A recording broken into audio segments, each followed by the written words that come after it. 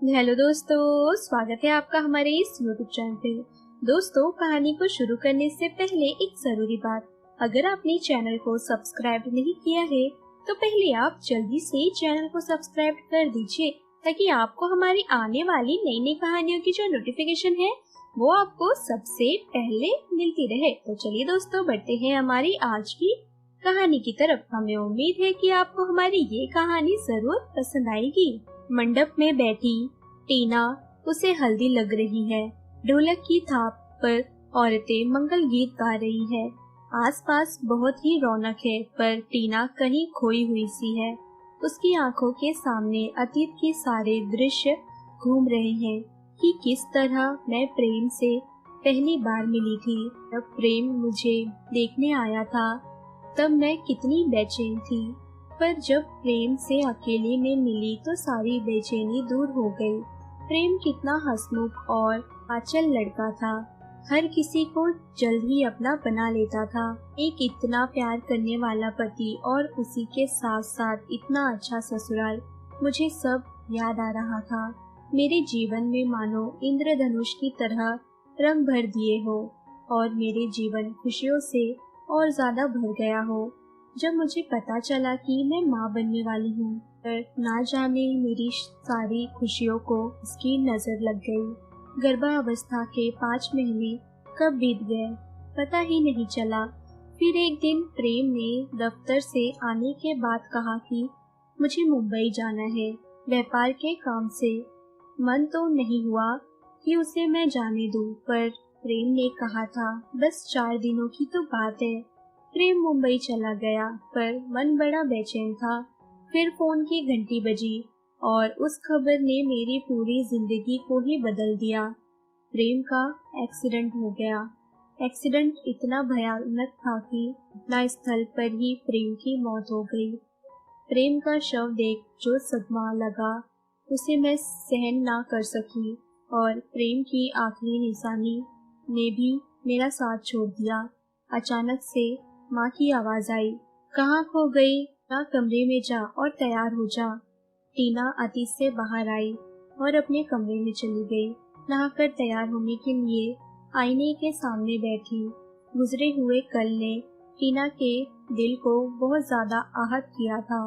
दिल लगा ही रही थी तो फिर से अतीत आ गया कि किस तरह प्रेम को उसका सजना संवरना पसंद था।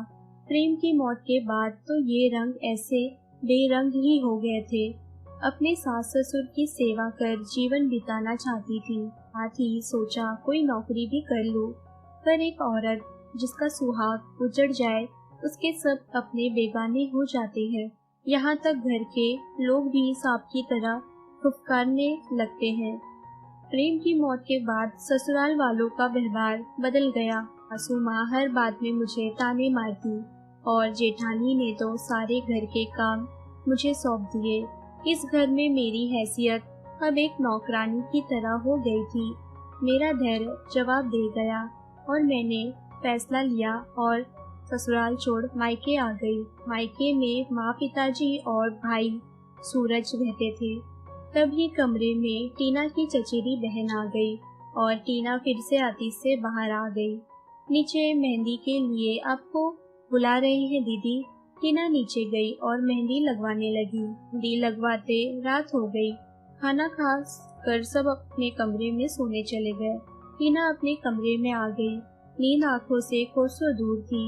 मेहंदी में नाम लिखा देख सोचने लगी, कभी इन हाथों में प्रेम का नाम लिखा था, आज किसी और के नाम की उसे मेहंदी लग रही है। सुबह हो गई, बारात आ गई।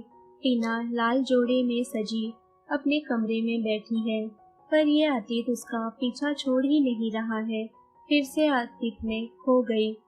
मायके आने के बाद पढ़ाई शुरू कर दी और साथ ही साथ कोचिंग क्लास में पढ़ाना जाना भी शुरू कर दिया। सूरज की भी नौकरी लग गई थी।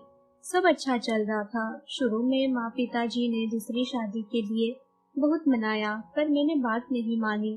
फिर कॉलेज में प्रोफेसर के पद पर नियुक्त हो गई। अब नौकरी और माता पिता की सेवा में ही दिन गुजरने लगे। सूरज मुझसे छोटा था, पर बहुत ज्यादा समझदार था। हमेशा मेरी बातों को मानता था। और मुझे समझाता भी था। मेरे घर में सारे फैसले मुझसे पूछकर होते थे। फिर भाई की भी शादी मीनू से तय हो गई। मीनू इस घर में बहू बनकर आ गई। मीनू को हम दोनों भाई बहन का प्यार रास नहीं आ रहा था, क्योंकि मीनू को लगता था कि सूरज उससे ज्यादा मुझे महत्व देता। इसलिए मीनू के मन में मेरे लिए दोष बढ़ने लगा था। मीनू मुझे नीचा दिखाने का एक भी मौका नहीं छोड़ती, पर मैं मीनू को अपनी छोटी बहन के समान ही मानती थी। कुछ समय बाद पता चला मीनू माँ बनने वाली थी। कमजोरी के कारण उसे डॉक्टर ने उसे आराम करने की सलाह दी थी। रोज की तरह कॉलेज से आने के बाद काम में लग गई। अचानक से आवाज आई। दौड़ कर गई तो देखा मीनू नीचे गिरी पड़ी थी। सूरज ने सहारा दे उसे पलंग पर बैठाया। मीनू जोर जोर से रोने लगी और मुझ पर आरोप लगाने लगी कि मैंने उस जगह पर पानी गिराया था जिस कारण वह फिसल गई। सूरज भी उसकी बातों में आ गया और मुझे बुला भरा कहने लगा। बात बहुत ही ज्यादा बिगड़ गई। आज वो भाई जो हमेशा मेरे सपोर्ट में रहता था, वो मेरे खिलाफ हो गया था। मैं ये बात जानती थी कि मीनू नाटक कर रही थी। अब मीनू छोटी छोटी बातों पर सूरज को मेरे खिलाफ भड़काती। घर में रोज झगड़े बढ़ने लगे और माँ पिताजी मूक दर्शक बनकर सब देख रहे थे। एक दिन तैश में आकर मैंने घर छोड़ने के बारे में सोचा। मैंने घर छोड़ अकेले मकान लेकर रहने की बात कह दी, पर माँ पिताजी ने कहा इस बड़े शहर में एक महिला का अकेले रहना सुरक्षित नहीं, और दोनों ने मुझे समझाया कि इस तरह तू अकेले जिंदगी नहीं काट सकती। हम भी अब बूढ़े हो रहे हैं, तू दूसरी शादी कर ले। मैंने बहुत सोचा और दूसरी शादी के लिए मैंने फिर हाँ भी कर दी। माँ पिताजी मेरे लिए लड़के देखना शुरू किए, पर कोई अच्छे रिश्ते नहीं मिले। इस पर मीनू ने अपने किसी रिश्तेदार के बेटे के बारे में माँ पिताजी को बताया। लड़के का नाम विनोद था। माँ पिताजी विनोद और उसके परिवार से मिले। उन्हें सब अच्छा लगा और मेरी दूसरी शादी की तारीख भी तय कर दी गई। अभी आवाज आई, टीना चल तुझे पंडित जी मंडप में बुला रहे हैं। टीना मंडप में जाकर बैठ गई। जो रस्में आज से 6 साल पहले उसने प्रेम के साथ निभाई थी, आज वो उन सभी रस्मों को फिर से विनोद के साथ निभा रही है। आज वो जान गई थी कि एक औरत का अस्तित्व उसके पति की मृत्यु के साथ ही समाप्त हो जाता है, और माता पिता के अलावा दुनिया में कोई सबसे ज्यादा प्यार नहीं करता। विदाई हो गई। टीना के गृह प्रवेश की सारी रस्में पूरी हो गई। टीना विनोद की दूसरी पत्नी बन घर आ गई। तब ही 2 मासूम बच्चे नई मम्मी पुकारते हुए उसके पास आए। वो बहुत खुश हो गई। नए ससुराल में सब बहुत अच्छे हैं। बच्चे भी धीरे धीरे टीना को अपनाने लगे हैं। सास ससुर भी उसे बहुत प्यार करते, पर विनोद को बस ऑफिस में ही व्यस्त रहता। रात को घर शराब पी कर आता और सो जाता। टीना को उसका ये व्यवहार दुखी करता। फिश और शराब ये ही उसकी दुनिया है। बच्चे और माता पिता से उसे कोई लेना देना नहीं। टीना की तरफ तो वो देखता भी नहीं। एक दिन टीना ने अपनी सासू माँ से पूछा कि विनोद के ऐसे व्यवहार की वजह क्या है। कि सासू माँ ने उसे बताया कि विनोद की पहली पत्नी संध्या बहुत ज्यादा अच्छी थी। उन दोनों का प्रेम विवाह हुआ था। दोनों अपने जीवन में बहुत खुश थे। बहुत सुखी संसार था उनका।